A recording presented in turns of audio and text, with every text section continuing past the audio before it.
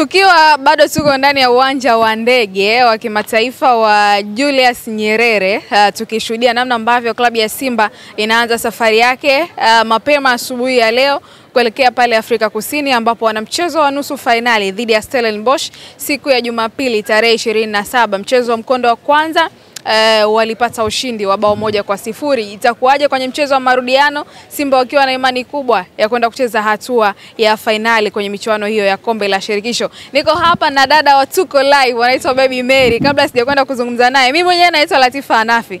Nyuma ya kamera hapo kwa msaada wa Wilvin Trend ni Memorasi ya Sylvester. Hii ni Mpenja TV, tunazungumza michezo na tunapewa nguvu kubwa kwa udhamini wa White Skim Wallput kutoka Magic Builders. Kutaka ukuta wako usibanduke wala kupata fungus, hakikisha unatumia White Skim hiyo. Lakini pia wewe ambao unataka simu ya mkopo, nenda kwenye maduka ya Mandasi Store. Nenda na vitu viwili: kitambulisho cha kupigia kura, kitambulisho cha taifa ama NIDA, lakini pia leseni ya gari na pesa kidogo kama kianzio. Tuko live au tuko live? Tuko live, tuko live. Tuko vizuri lakini. Niko poa. Yaani wewe ilipo Simba, mimi unanifurahisha. Ilipo Simba na wewe upo. Kwa maana kwamba Simba inapocheza mchezo wa nusu finali pale Afrika Kusini na wewe utakuwepo. Tumeona mizigo imetangulia. Nitakuwa live, ndio maana nimetanguliza bidhaa kadhaa hivi kwa ajili ya kwenda kuwaweka sawa wana Simba pale Afrika Kusini. Unajua sijai kufeli, siendi sehemu kinyonge hata siku moja. Na unakwenda na mawili, yani unafanya cha huku na cha huku. Yani kwamba unafaidika uwanjani na nje ya uwanja. Uko vizuri. Kabisa. Matumaini yakoje kuelekea mchezo huu wa marudiano? Matumaini ni makubwa, tumejipanga vizuri, tunaamini kwamba mechi ya away sio mechi rahisi. Ni mechi ngumu na ndio maana unaona kikosi kimeweza kuondoka mapema. Hii yote ni kwa ajili ya maandalizi, kwenda kuzoea hali ya hewa na vitu kadha wa kadha.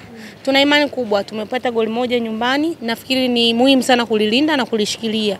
Takapofika away, nafikiri kocha kaisoma timu, kaangalia ni sehemu gani kuna changamoto ipi, sehemu gani ya kuongeza, sehemu gani ya kuboresha, na hatimaye tukaweza kufuzu katika kuelekea finali. Na naamini Stellenbosch tumeona sio timu mbaya sana, ni timu ambayo inajua kumiliki mpira, inajua kushambulia. Kwenye umaliziaji juzi nafikiri tuliwaweka tu pini pale. Kwaona sitakavyoenda away, kuna mbinu fulani mwalimu inabidi akazibadilisha. Angalia ni sehemu gani kulikuwa kuna mistake, sehemu gani kwa kinasababisha kwa nini magoli yanakuwa hayafungwi, hayapatikani vizuri. Kwa hiyo ni kazi yake binafsi. Sisi kama mchezaji wa 12 ndani ya uwanja tutaenda kuongeza hamasa tu kwa ajili ya kuipa support timu yetu, na naamini hatua hii tutavuka. Na ni miongoni mwa mashabiki wale wenye imani 100% Simba anavuka hatua hii. Imani yangu ni kubwa. Kwanza tulikuwa kwa muda mrefu tumeishia katika hatua ya robo finali. Tumeweza kuvuka, tumeingia nusu, lakini hatuishii hapa. Ndio kauli mbiu yetu. Tunahitaji kufika finali. Unafikaje finali? Lazima katika mchezo wa Stellenbosch wa away ukacheze vizuri, ukajilinde vizuri na pia uweze kutafuta matokeo. Tunahitaji goli moja tu kule la kuweza kutumalizia mchezo wetu. Mchezo wa nyumbani tumeucheza vizuri, mistake kadhaa, tumepata goli moja, tulitarajia tuondoka zaidi ya magoli 2 au 3. Nafasi hazikuwa upande wetu, lakini akili kubwa tunapeleka katika mechi ya away. Lazima tukacheze kama tuko nyumbani. Tusiwe wanyonge, tusibweteke.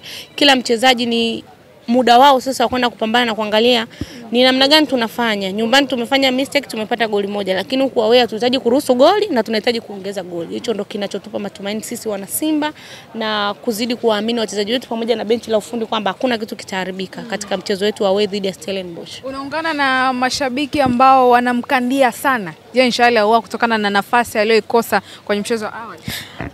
Unajua mashabiki wengi tunazungumza sana, lakini tutambue kwamba mpira wa miguu ni mchezo mmoja mgumu sana.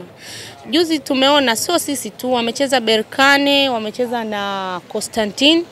Nyumbani wameweza kushinda goli 4, lakini kuna nafasi kadhaa za wazi amezitengeneza yule Constantine, hajaweza kufunga hata goli moja. Kwa hiyo hujui kilimkuta nini kwa muda ule, na sio yeye tu. Mbona hata Dese Mkwala alikosa nafasi ya wazi. Lakini sema kwa kuwa ile ya kwake ilikuwa ni eneo zuri kabisa, ashamwacha mpaka kipa na mwisho wa siku akaenda kupiga nje. Mimi nafikiri ni sehemu ya